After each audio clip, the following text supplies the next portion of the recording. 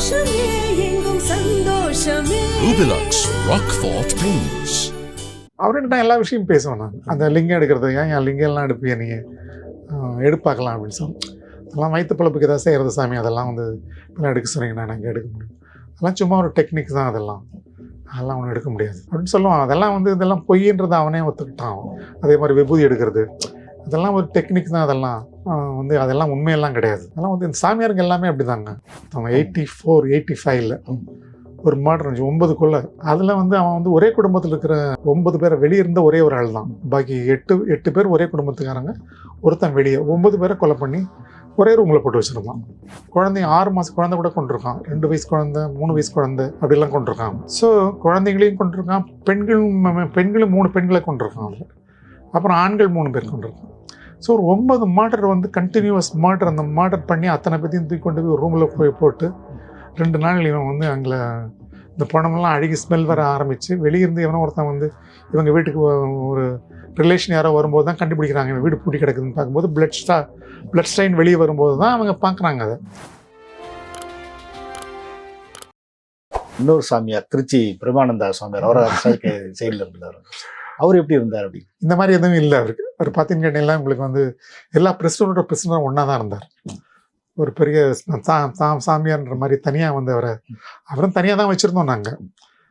எல்லா பிரசிடன்ட்ஸும் மிங்கிளாகி வைக்கல. அதை கடலூரில் நான் வந்து இந்த விஜய்க்கு பிரியாணி கொடுத்த சமாச்சாரத்தில் கடலூர் தூக்கி போட்டாங்க பாருங்கள். அதில் எனக்கு கிடைச்ச 2 சமாச்சாரம், 2 பேர் யாருன்னு கேட்டிங்கன்னா, ஒருத்தர் வந்து பிரேமானந்தா, ஒருத்தர் நெடுமாறன் அப்போ அங்கே கன்ஃபைனாக இருந்தார். பிரேமானந்தா கேஸும் அதே மாதிரி தான். உங்களுக்கு வந்து அதெல்லாம் வந்து நீங்கள் வந்து உண்மை இல்லைன்னு சொல்லிட முடியாது. கிட்டத்தட்ட வந்து அவருடைய ஜட்ஜ்மெண்ட்லாம் நான் படித்து பார்த்தேன். ஒரு 550 பக்கங்களுக்கு மேலே ஜட்ஜ்மெண்ட் அது.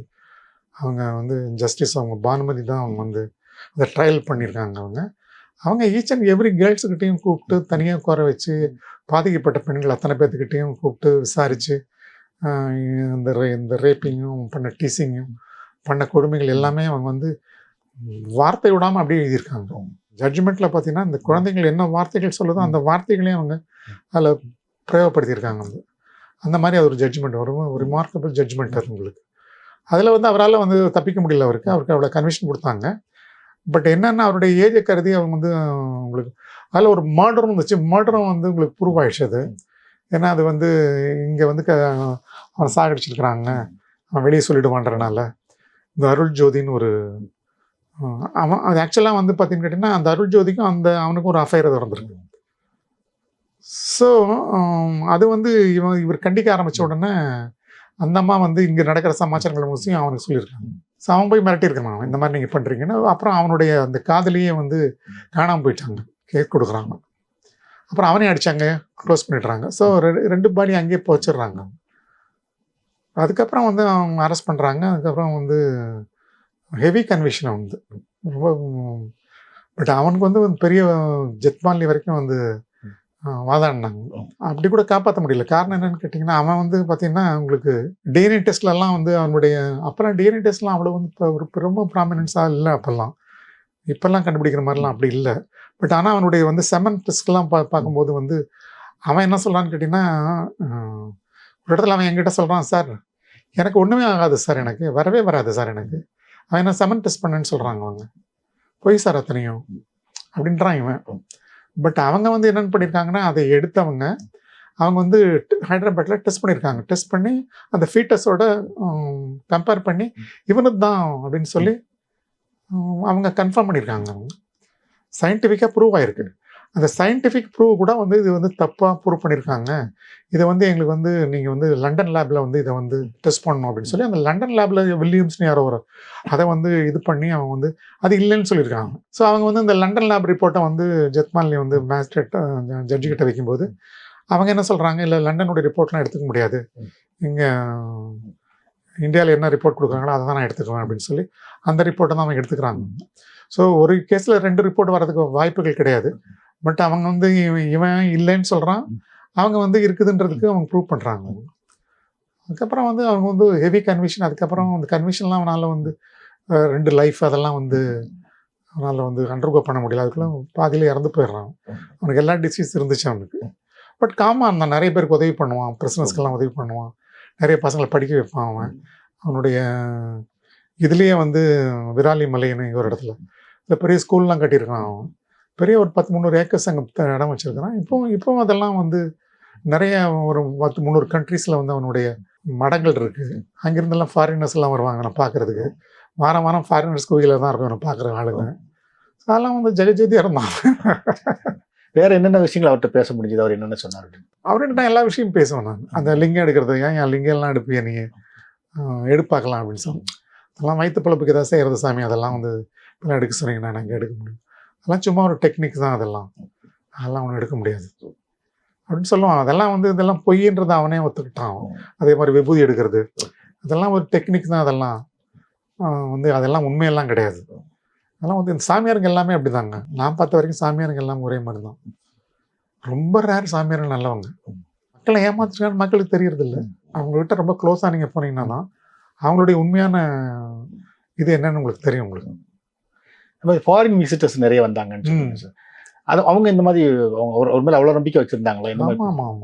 ஃபாரினர்ஸ் வந்து இவருடைய சச்சங்கள் வந்து இவருடைய புக்தங்கள்லாம் நிறைய வந்து இவர் வெளியிட்டிருக்காரு. அவர் வந்து அவர் கேட்டீங்கன்னா நானா ஜெயிலில் இருக்கிறேன், நீ தான் ஜெயிலில் இருக்கிற அப்படிம்பாரு. அவங்கள பார்த்துட்டு ப்ளஸ் கம்பிக்கு அந்த பக்கம் இருப்பார்.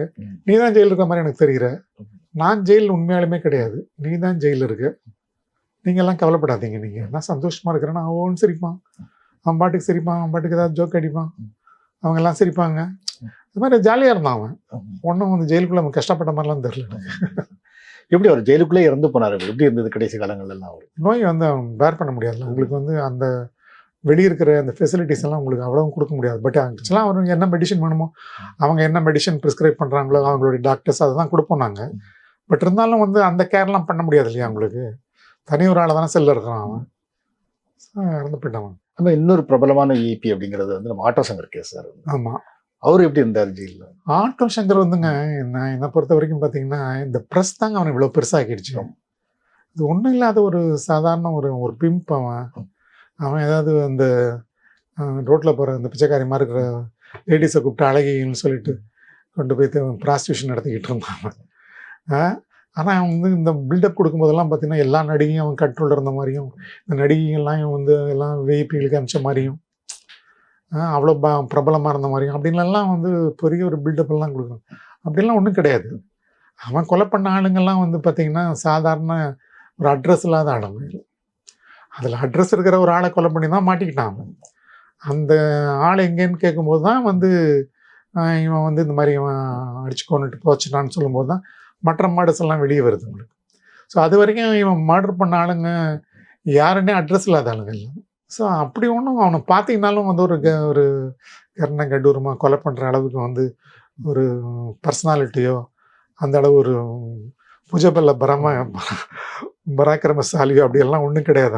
அவன் நம்ம ஒரு அடி அடிச்சா கீழே விழுந்துருவான். அவ்வளோதான் அவன் ஸ்ட்ரென்த்தே.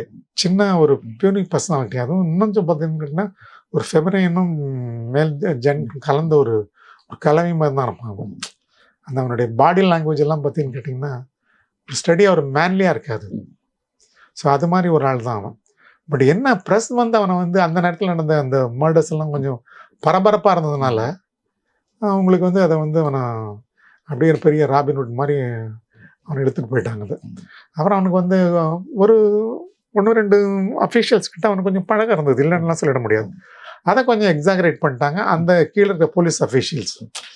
உங்களுக்கு என்னென்னா அவங்க ரைவலரி ஆக்சுவலாக அவங்க என்ன பண்ணாங்கன்னு கேட்டிங்கன்னா இவனை வந்து ஒரு பெரிய இஷ்யூ ஒரு பேசும் பொருளாக்கிட்டாங்க. இதை அவனை சூடு ஆறாமல் அவனை வச்சு இவனுக்கும் அவங்களுக்கு கனெக்ஷன் இருக்குது, இவன் இவ்வளோலாம் பண்ணியிருக்கிறான் அப்படி பண்ணியிருக்கிறான். அந்த அவங்களுடைய ரைவலரி குரூப் வந்து இவனை வந்து ஏற்றி விட்டது தான். அதில் இவன் பெருசானவன் தான். இல்லைனா இவனுக்கு வந்து அவ்வளோ சீக்கிரம் அவனுக்கு தூக்கெல்லாம் கிடச்சிருக்க வாய்ப்பு இல்லை இவனுக்கு. ஆக்சுவலாக இவனை விட வந்து பயங்கரம் மர்டர் பண்ணவன் 9 கொலை பண்ணான். இன்னும் ஜெயபிரகாஷ்னு ஒருத்தவன் 84-85 ஒரு மர்டர் 9 கொலை. அதில் வந்து அவன் வந்து ஒரே குடும்பத்தில் இருக்கிற 9 பேரை வெளியே இருந்த ஒரே ஒரு ஆள் தான். பாக்கி 8 பேர் ஒரே குடும்பத்துக்காரங்க, ஒருத்தன் வெளியே. 9 பேரை கொலை பண்ணி ஒரே ரூமில் போட்டு வச்சுருந்தான். எவ்வளோ அதுவும் அந்த குழந்தைய 6 மாத குழந்தை கூட கொண்டிருக்கான், 2 வயசு குழந்தை, 3 வயசு குழந்தை அப்படிலாம் கொண்டிருக்கான். ஸோ குழந்தைங்களையும் கொண்டிருக்கான், பெண்களும் 3 பெண்களை கொண்டிருக்கான் அதில். அப்புறம் ஆண்கள் 3 பேர் கொண்டிருக்கான்.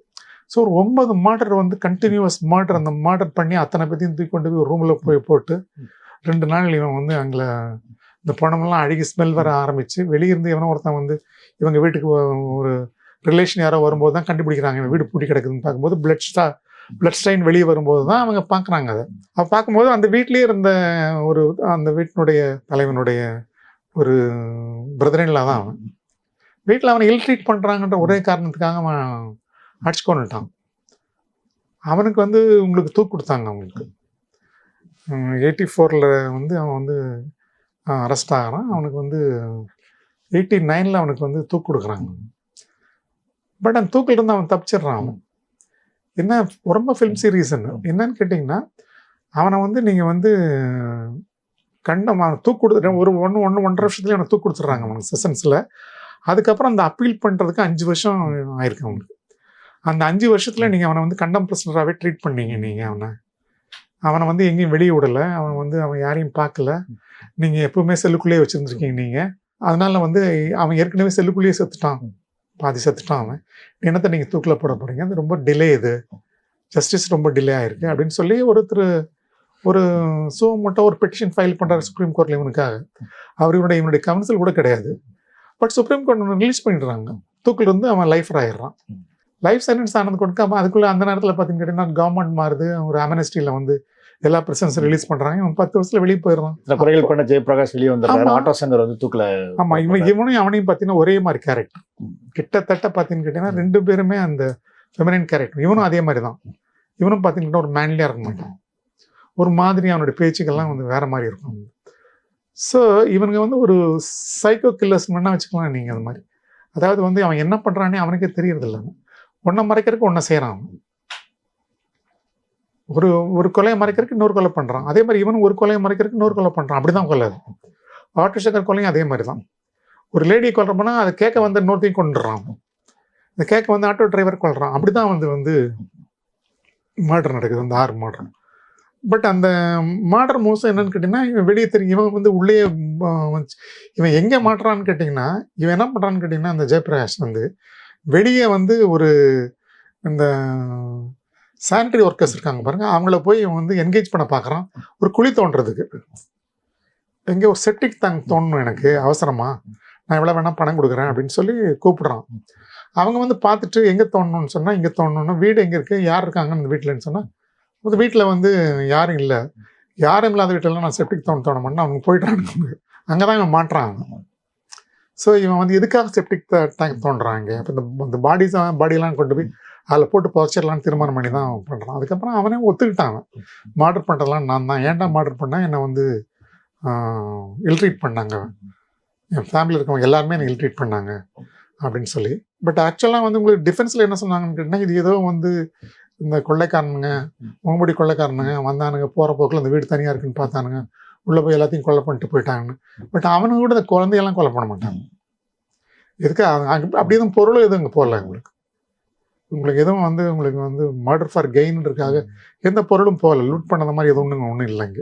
நம்ம இந்த ஆட்டோ சங்கர் பற்றி நிறைய சொன்னீங்க. வந்து தமிழ்நாட்டில் வந்து கடைசியாக தூக்கு தண்டனை நிறைவேற்றது ஆட்டோ சங்கர் தான். அந்த தூக்கு தண்டனை நிறைவேற்றதுக்கு முந்தின கடைசி வார காலங்கள்ல அவர் எப்படி இருந்தார்? தூக்கு நடக்கிற அந்த நாள் வரைக்கும் அவன் ஜாலியாக தாங்க இருந்தான்.